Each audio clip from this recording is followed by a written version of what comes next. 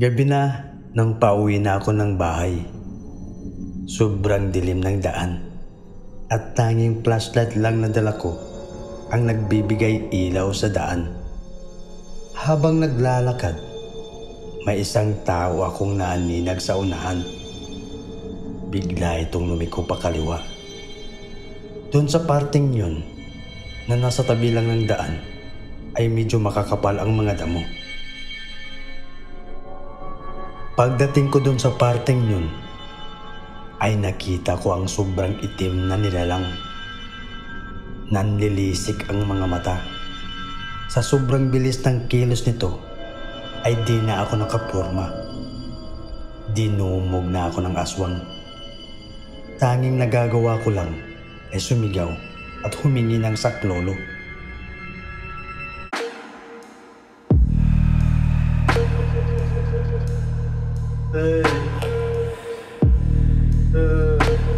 Hoy. Hoy. Gising! Brad, binabangungot ka yata.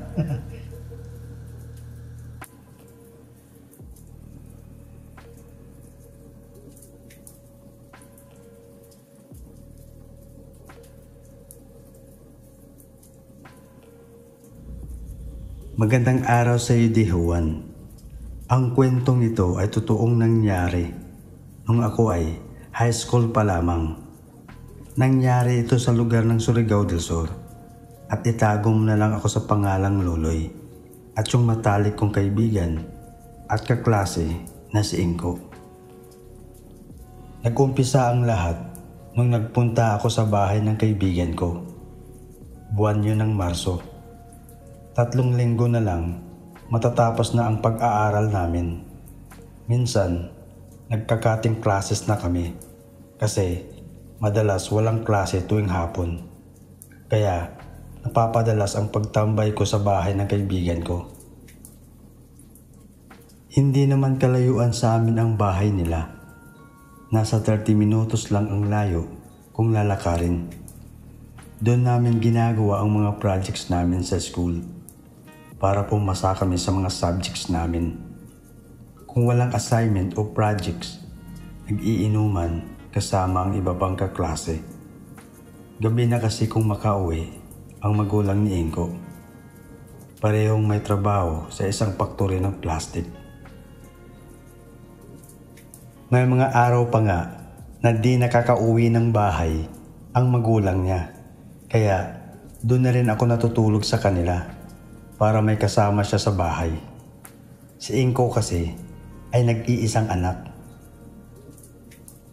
Brad, ambagan tayo mamaya ha. Alam mo na ibig kong sabihin at nakausap ko na rin mga tropa natin. O sige Brad, mukhang masaya yan. 2:00 ng hapon, nag-umpisa na kaming mag-cutting classes. O ano mga Brad, dyan pumelo ang unahin natin. Tapos washingan natin ng bear, pang finishing. Bago mag-umpisa ang inuman, nag-ihaw muna kami ng mga isda pang pulutan namin. Siyempre, hindi mawawala yun. At isa pang putahe na panghapunan namin. Habang nag-iinuman, naisip ko bigla na gusto ko kumain ng pagkain, yung may kanin. Puro pulutan kasi ang nakalapag sa mesa at paubos na ito. Kaya nagpunta ako sa kusina para tingnan kung may kanin pa at ulam. Pagtingin ko ay ubos na. Sumunod bigla si Brad Inko para tingnan kung anong meron pa sa kusina. Brad Laloy, ubos na eh. Bili na lang tayo ng ulam dun sa kabilang purok. O sige Brad, maaga pa naman. Agad kaming nagpaalam sa tropa na may bibilhin lang. At pagdating namin dun sa kabilang purok, una naming pinuntahan na karinderya yung malakas at maraming bumibili. Pagtingin namin ay naubusan na kami ng mga ulam. Brad Inko, doon tayo sa kabila. Huwag dyan, Brad. Ayokong bumili dyan. Pabulong na sagot nito at may ibig sabihin. May isa pang bahay na nagtitinda ng mga ulam. Ito yung sinasabi ni Brad Inko na huwag daw kami bumili doon. At wala naman siyang sinabi kung ano ang meron doon sa bahay na yun. Saglit lang, Brad. Hahanap pa ako ng ibang tindahan. Nakatayo lang ako sa tapat ng karinderya nang biglang may lumapit na batang lalaki. Kuya, gusto mo ng ulam? Halika, doon tayo sa bahay na yun. Maraming ulam na paninda doon. Ito yung bahay na nagtitinda ng mga ulam na ayaw puntahan ni Brad Inko. Dala ng kuryosidad ko ay sumama ako dun sa bata. Pagdating ko dun ay marami pa rin nakadisplay na mga ulam at mukhang hindi pa nababawasan ang mga ito. Agad kong binuksan bawat isa ang nakadisplayng mga ulam.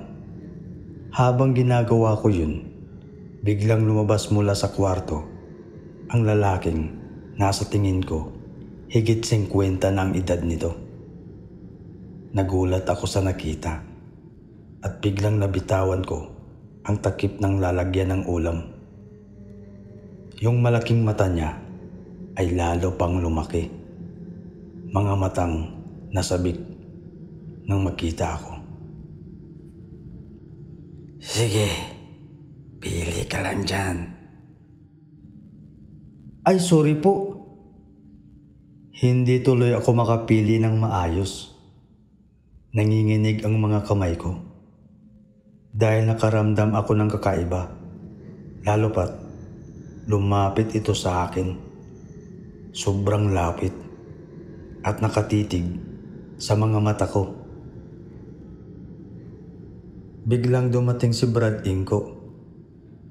Sabi niya, wala ko siyang pambili ng ulam. Nakabili na po ako ng uulamin namin. Salamat po. Hinila ako ni Brad Inko kasi parang na-hypnotize ako sa mga tingin niya ng mga sandaling yun. Pinagsabihan ako ni Brad Inko. Di ba sabi ko sa'yo huwag kang pumunta doon? Hindi mo alam ang ginagawa mo, Brad. Kasi yung bata kanina Sagot ko.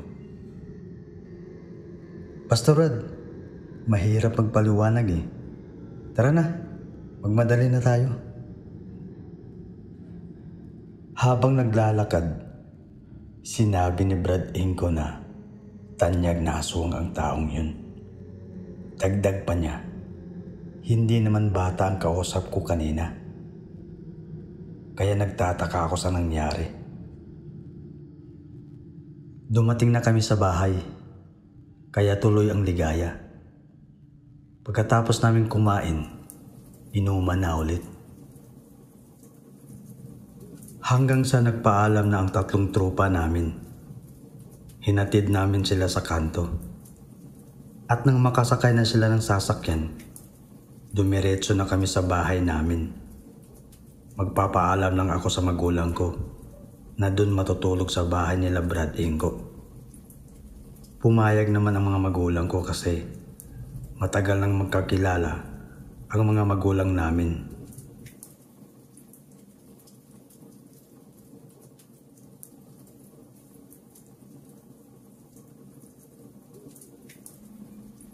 Magtakip silim na, kaya di na kami nagtagal pa.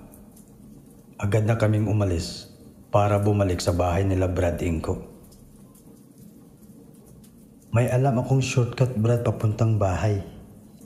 Kaya lang, madilim na ngayon ang daan. Di bale, may dala naman tayong flashlight. Sabi ni Brad Inko. Habang tinatahak namin ang shortcut na daan, napansin ko, tama nga si Brad Inko. Sobrang dilim ng daan at makakapal ang mga damo sa gilid nito. Hindi ito pamilyar sa akin, kaya hindi ko maiwasan na mapapaisip na baka kung anong meron sa lugar na yun. Nakakaramdam kasi ako ng kakaiba. Ganon din si Brad Inko. Kaya binilisan namin ang paglalakad hanggang sa makarating kami sa bahay nila.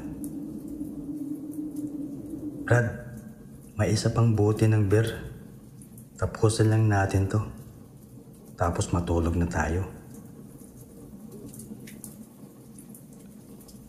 Agad namin tinumay yung natirang beer. Maya-maya lang ay tumayo si Brad Inko. Matutulog na ako, Brad. Uy, marami pa to. Nakadalawang baso ka pa lang eh. Sabi ko. Ayun, naiwan akong mag-isa. Lumipat ako ng pwesto, malapit sa bintana. Yung bintana ay gawa sa glass na malinaw. Kaya, klarong-klaro ang loob ng bahay kung titingnan mo ito sa labas. At saka, nakahawi ng kalahati ang kortina. Habang umiinom, nag-iisip ako kung paano gawin at tapusin ang projects namin sa school. Mag-alas 10 na ng gabi. Nagdo-drawing na ako. Habang ginagawa ko yun, ay nakarinig ako ng sagitsit ng isang tao. Kaya napatingin ako sa labas at hinanap kung saan nagmula ang sagitsit na yun. Wala akong nakita. Kaya bumalik uli ako sa pagkakaupo ko at pinagpatuloy ang ginagawa. Makalipas ang ilang minuto, bumalik uli yung sagitsit. Kaya napatingin na naman ako sa labas at hinanap ng mga mata ko kung saan nagmumula ang tunog. Bawat sulok ng paligid, talagang hinihimay ko. At tumunog uli yung sagitsit. Pagtingin ko sa pinakmataas na sanga ng puno ng mangga, ay nakita ko ang isang ibon. Itim na ibon at sobrang laki ng mga mata. Kasing laki ng ulo niya. Ang dalawang mata nito, pulang-pula, kumikinang na nagliliyab. Kaya agad kong sinara ang kalahating nakahawi na kurtina. Sa takot ko ay pumasok ako sa kwarto ni Brad Inko at nagtago sa kumot. Ginising ko si Brad Inko para sabihin kung ano ang nakita ko. Pero hindi ito nagising. Iniisip ko na lang na huwag magpadala sa takot para kumalma ang sarili ko. Imposibleng makapasok yun dito. Simentado ang paggagawa sa bahay. May kisame at gawa sa glass ang bintana. Kinabukasan, kinuwento ko kay Brad Inko ang nangyari. Natakot ka, Brad? Dapat di mo pinakita sa kanya na natakot ka. Jack, babalikan ka nun. Oo, Brad. Ikaw daw sa sitwasyon ko ng mga oras na yun. Talagang matatakot ka. At hindi ko inaasahan na makakita ako ng ganung nilalang. Grabe, nakakatakot talaga. Sa susunod na Sabado, niyaya uli ako ni Brad Inko na doon uli matulog sa bahay nila. Kasi gaya ng dati, di na naman makakauwi ng bahay ang mga magulang niya. Sinama din namin si Budok, isa rin kaklase namin. Itong si Budok, tahimik lang lagi sa school, pero may konting kaalaman na pangontra sa mga masasamang elemento. May dala lagi itong libreta o kargada. Bali 4 na taon ang tanda nito sa amin. Bulakpol din kasi ito noon. Pero buhat ng naging tropa to namin ay medyo nagbago na ang buhay high school nito. Minsan nang naikwento niya sa amin na naka-encounter na siya ng aswang. noong 10 taon pa lamang siya. Bukod sa may kaalaman nito, pagdating sa mga okasyon ay magaling din tong magluto o mag-ihaw ng pagkain. Kaya siya yung naisip namin na isama. Nakahanda na ang lahat. Kaya nag-umpisa na kaming mag-inuman, kwentuhan, tawanan, hanggang sa pareho kaming nakaramdam ng sobrang init sa katawan. Patapos na kasi ang buwan ng Marso, kaya sobrang init na ng panahon.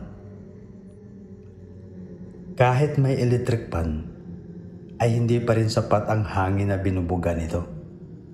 Gawa ng simentado ang bahay at di makalabas-pasok ang hangin. Kaya binuksan ni Budok ang pintuan para magpahangin sa labas. Maya't maya lang, bumalik ito sa loob ng bahay. Hanggang sa maubos na ang serbisa na tinutuman namin at nagdesisyon ng matulog. Kahit sakto lang ang nainom namin, ay ramdam ko ang sipa nito. Si Brad Inko ay bagsak na sa higaan niya. At natulog na din kami ni Budok sa sahig ng sala. Habang nakahiga na kami, ay panay balikwas ang katawan namin. Parehong di kami makatulog. Pero tahimik lang. Alam ko kahit hirap makatulog, ay sinisikap ko pa rin na ma-relax ang katawan ko. Kahit sobrang init sa loob ng bahay. Sarado din kasi ang bintana at walang screen na pangharang. Kaya hindi siya pwedeng hayaan na nakabukas. Huli na nang ako'y nakatulog. Pero nagising ako bandang 3:00 ng madaling araw. Kasi nakarinig ako ng pamilyar na tunog. Yung sakit-sit ng itim na ibon. Mahina lang ito. Pero sapat na para ako'y magising.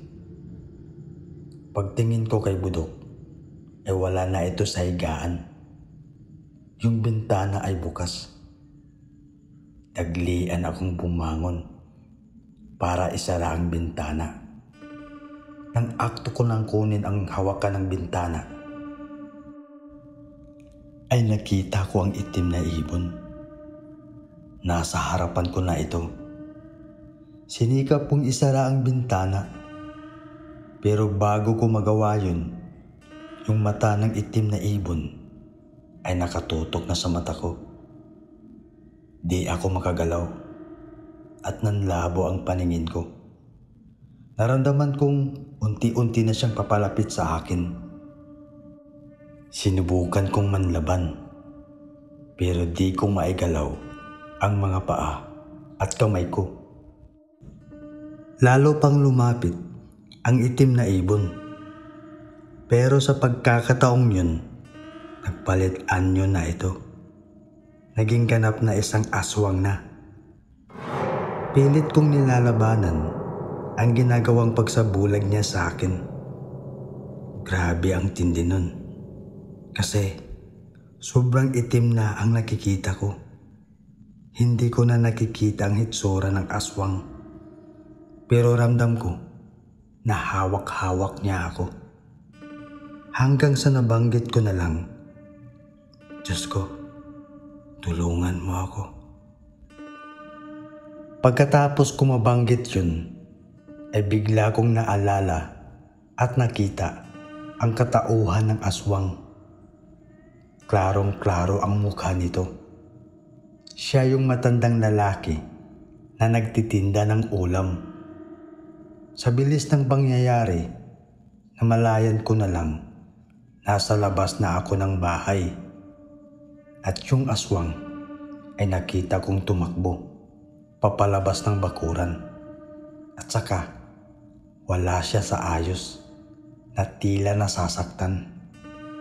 Hanggang nagpalit anyo ito para tumakas at naging pusang itim. Tinulungan ako ni Budok na makatayo at humingi ito ng paumanhin sa akin dahil sa pangyayari. Sabi niya, binuksan niya daw ang bintana kasi di niya matiis ang temperatura sa loob ng bahay. At pagkatapos ay gumamit ito ng CR. Hindi niya akalain na ganun ka-agresibo ang aswang na tumangay sa akin. Kaya ginamitan niya ito ng orasyon na pampalaglag sa aswang. Gusto sanang puntahan ni Budok yung umaswang sa akin, pero pinigilan ko kasi hindi na importante yun. Sabi ni Budok, baka may butas daw yung pagkatao ko. Kitang-kita yung kaluluwa na tanging masasamang elemento lang ang nakakakita. Kaya ako inaaswang. Lumipas ang buwan, nagpunta ako sa lugar nila Budok para personal na humingi ng permiso sa tatay niya na nagbigay sa kanya ng mga orasyon, ritual at iba pa, at inaral kung ano ang proseso sa paggamit nito.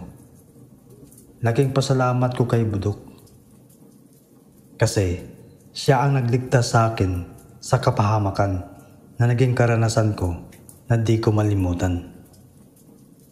Hanggang dito na lang ang kwento at maraming salamat sa inyong lahat.